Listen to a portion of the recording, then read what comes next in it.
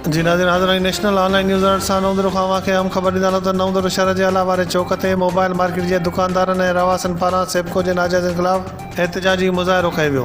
अरशद मंगी, एहसान दायो, सोहेल सुमरो, अयाद मिठाणी, राहिल सुमरो, आमिर बुर्रो ऐं ॿियनि सेबको गर्दी ख़िलाफ़ शिती नारेबाज़ी कंदे मछरल दुकानदारनि अला वारे चौक ते टायरनि खे बायूं ॾेई रोड सां रुकावटूं रखी धरणो हणी लाड़काणो रतोदर रोड ब्लॉक करे छॾियो, जिते सेबको ख़िलाफ़ इल्ज़ाम हणंदे हुननि जो चवणो त सेबको वारनि महीने खां असांजे दुकाननि जा मीटर बिल जमा हुजण बावजूदु काटे बिजली बंदि करे छॾी आहे, जॾहिं त रिश्वत एवज़ लॻल खुटा कनेक्शन बिजली हली रही आहे।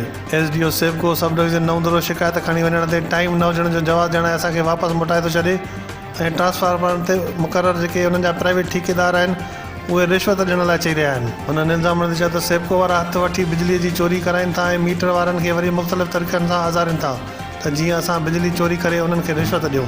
महीने खां असांजो रोज़गार ठिप लॻो पियो आहे, असांखे बिजली हलाइण नथी ॾिनी वञे। हुननि मुतालबो कयो त असांखे मीटरनि जी लाइन लॻाए बिजली हलाए ॾिनी वञे ऐं पैदा थियल बेचैनी ख़तमु कई वञे। असांजा मीटर लॻल आहिनि, उहे हिकु महीने खां मीटर बंदि आहिनि। असां हुननि जा SDO साहिब ॾे 4-4, 5-5 दफ़ा वञी चुका आहियूं।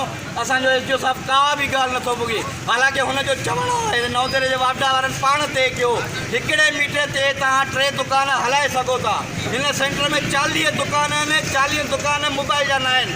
उन में इहो आहे त 7-8 गोदाम आहिनि जेके हिकु गोदाम खे 4-4, 2-2 दुकान अंदरि रखियल आहिनि। बाक़ी जा मख़सूस दुकान आहिनि असांजा ज़ुल्म आहे। बाक़ी जेके वापडा वारो चवे थो अचनि त असां हुननि खे खुलेआम कुंडी कनेक्शन नवदरे जे हिकु घिटीअ मां कढी ॾींदासीं।